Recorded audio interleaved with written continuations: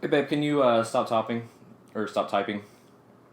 Thanks. Just making a lot of noise. Hold on, let me see. Can I say something real quick? Sure.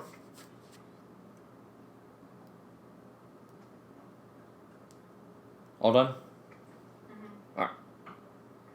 Hey, what's up, y'all? It's been a while since I've done a review. Like about almost 3 months now. But now school is out, so I thought, since it's almost Christmas time, I thought it would be fun to talk about my top 10 favorite Christmas movies. Now, just a fair warning, these are just feature films. So, as much as I love Dr. Seuss's How the Grinch Stole Christmas, it's not going to be on this list. But anyway, let's get started. Coming in at number 10 on this list is Jingle All the Way. While not a particularly good movie, it is a guilty pleasure of mine. The whole premise of Arnold Schwarzenegger as this workaholic guy trying to get a doll for his son, played by Anakin Skywalker, is crazy enough in and of itself. However, you also add a psychopathic postman played by Sinbad, a crooked black market toy ring run by a bunch of Santa Clauses, and the star of this movie flying around like he's Iron Man with 90s era CGI. It's the craziest movie you will ever watch. It's not good, but it is a lot of fun, and I have enjoyed it ever since I was 5 years old. Coming in at number 9 is The Polar Express. Now, this adaptation by Chris Von Ellsberg gets a lot of flack for its creepy CGI on its character models, and yeah, I get it. Uncanny Valley aside, it has some very creative visuals, astounding CGI, and a magical story about a kid who learns it's okay not to grow up too fast. Coming in at number 8 is Home Alone 2: Lost in New York. While not as good as the first one, it still has its moments. You got people like Tim Curry, Rob Schneider, and even Donald Trump is in this movie, of all people. The icing on this cake is, of course, the final showdown, and unfortunately, it's the only real good part. For the first, 2/3 of this movie, a lot of it is just rehashing what we've already seen before, only this time in New York. And you can also tell that Macaulay Culkin is just bored out of his mind during this movie. However, in the end, the traps are bigger, more extreme, and just all around crazier. So, with just that final climax, it is just enough to edge itself into my top 10 list. Coming in at number 7 is A Muppet's Christmas Carol. Now, I don't know much about Charles Dickens by any stretch of the imagination, so having it spoon-fed to me through the Muppets is probably the best way to go about it for a guy like me. The Muppets help lighten the overall story and make it very digestible, but they also show respect to the source material by casting renowned actor Michael Caine as Ebenezer Scrooge. This movie is the perfect family film if you're looking for heart, humor, and even a little bit of horror. Coming in at number 6 is Elf. This has been a tradition of mine since I was about 8 years old. The main selling point in this movie is Will Ferrell as Buddy the Elf. I like Will Ferrell in most everything that he does, and this is no exception. Something about Will Ferrell's energy in this movie is so contagious. You just can't help but get excited whenever you see this joyous, Christmas-filled nutcase just go all around New York City. This movie does have its share of corny moments, especially whenever the entire city of New York is singing Santa Claus is Coming to Town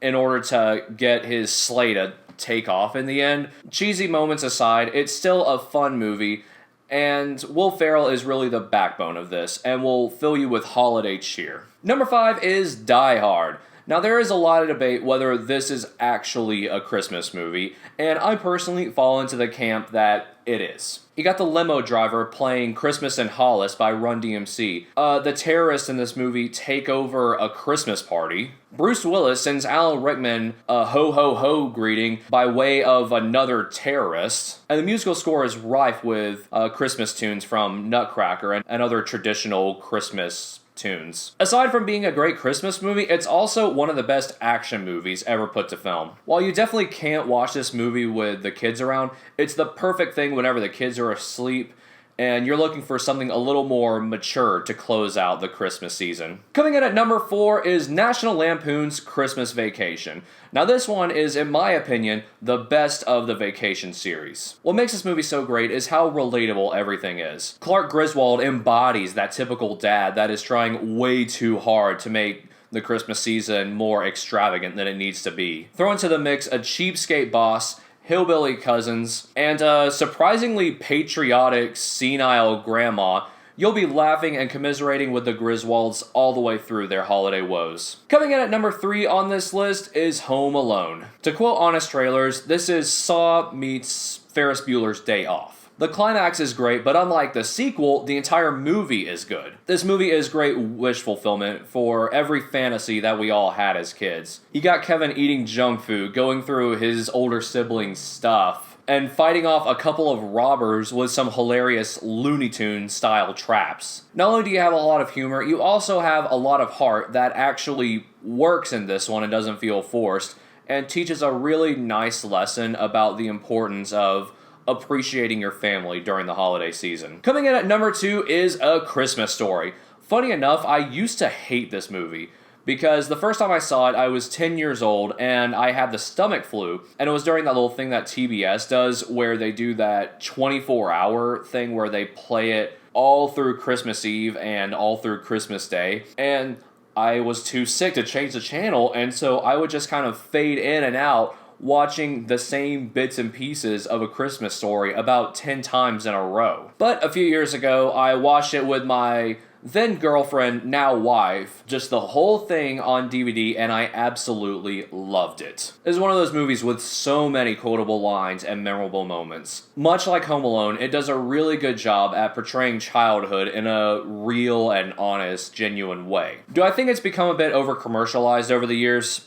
Yeah, but I also understand why. And coming in at number 1 is the 1946 Hays Code approved It's a Wonderful Life. Despite bombing at the box office, it has become a staple in American pop culture for a very good reason. It's just that good. The story of one man trying to help uplift his community only to get shot down time after time is a tale as old as time and is still relevant today. The romance between Jimmy Stewart and Donna Reed hits just that right sweet spot that you want during the holiday season. And the way this movie deals with being pushed to your limit to the point of being suicidal is a very deep and touchy subject, and it deals with it in a very honest and truthful way. And the concept of seeing what the world would look like without you in it is so profound that it has been parodied and paid homage to time and time again with just about every Christmas special.